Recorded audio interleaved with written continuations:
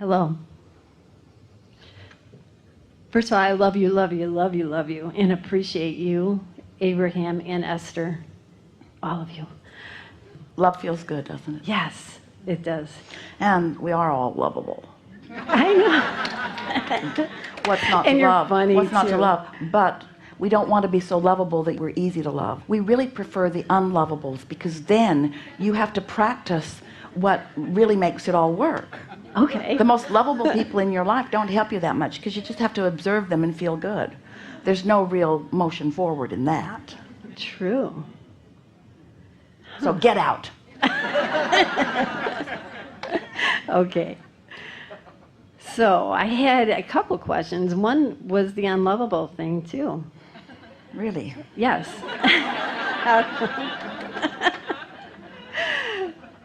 Yes. I was wondering that, you know how you say you attract everything to you by your energy and your like energies and things?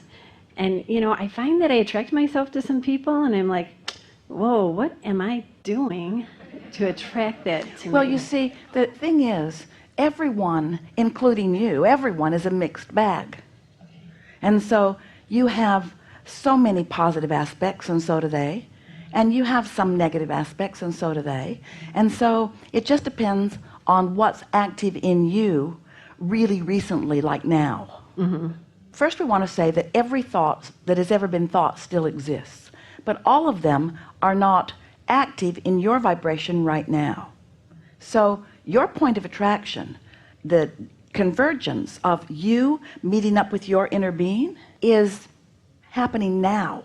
And it's about what's active in you now. Now, it's fair to say that what's active in you now is probably a lot like what was active in you a minute ago or an hour ago. Most people get up, get a vibration started, and then it just gains momentum through the day. And it's logical, because most people, we love you so much, but you often get up in the morning and you start thinking about the things that were troubling you yesterday. So you continue the momentum. You don't need to, you don't have to. In fact, when you first wake up, that's your best opportunity to not do that. Whatever it is that's active in you, that's what you are rendezvousing with. And so if you get focused on something and get it really active in your vibration, it will show up not just in one person, but in a lot of people around you. Mm-hmm. And so it's fair to say that personality-wise, you are rendezvousing with people based upon what is usually active within you. And that means you can do something about it.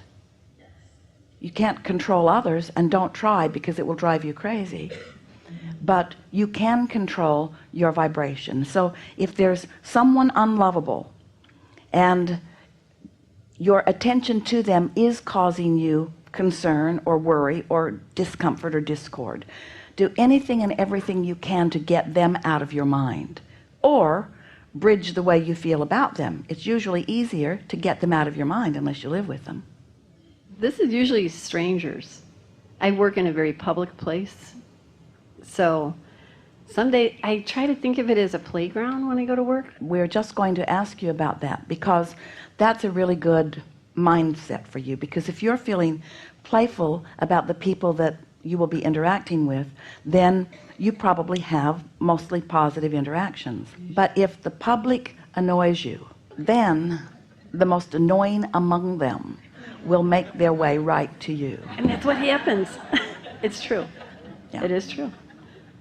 Yes. I did learn a good lesson the other day. I had a situation that was very annoying, like kind of like, well, where'd that come from?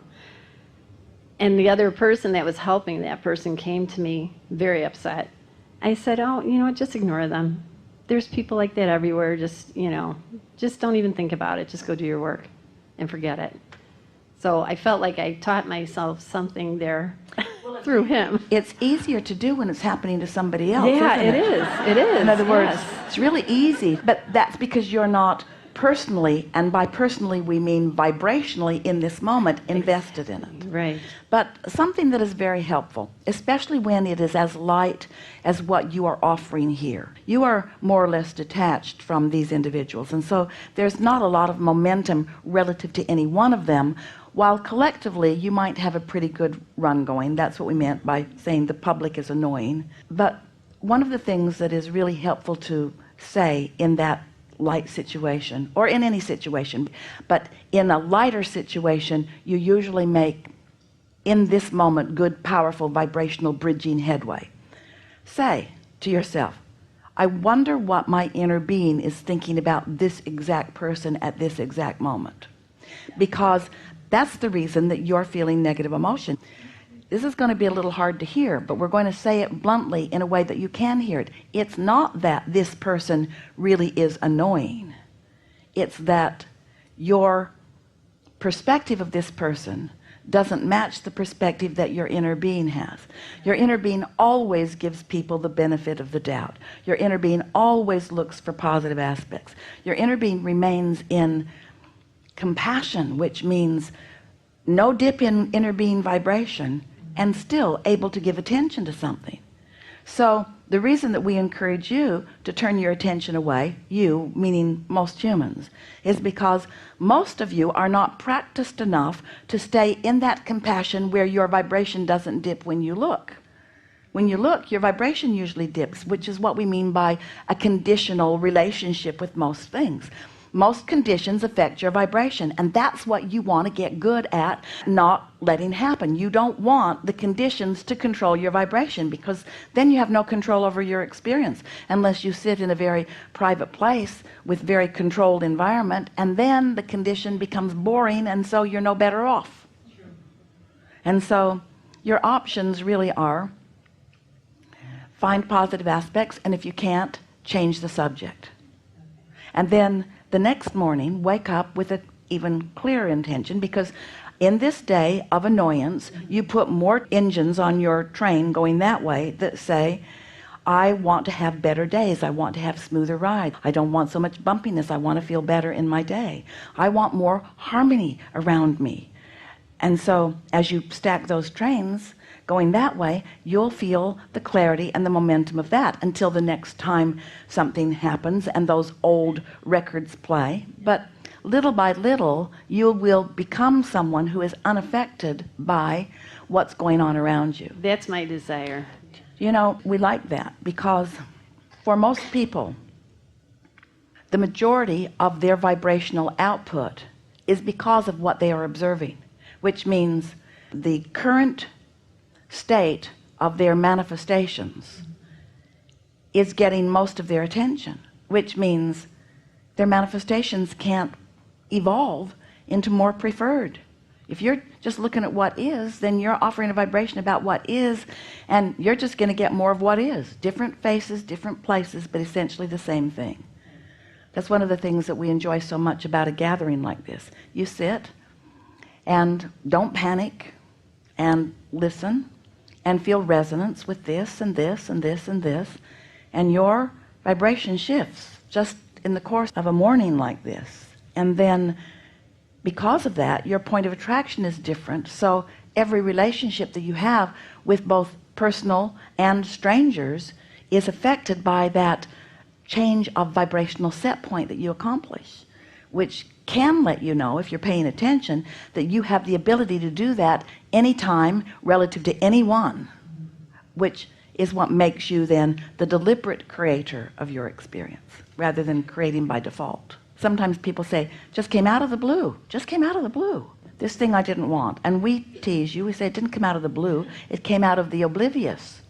It came out of your insensitivity to your own emotions, your unwillingness to acknowledge that your emotions are guiding you about what you want, and you have the ability to guide your thoughts in the direction of what your emotions are letting you know that you prefer. Isn't it interesting? So something's really bothering you, or someone's really bothering you, and the first tendency is you need to change because you're really bothering me. And then we don't help you out in that, because we say they don't need to change, and in most cases they can't change. But you can focus differently, and you can attract change from them or different people around you, but you really got to give up depending on the change in others for you feeling good, because it's not going to happen. And even if it does, it just trains you into needing more people to be like that until you become a very demanding person. These people please me, be more like them.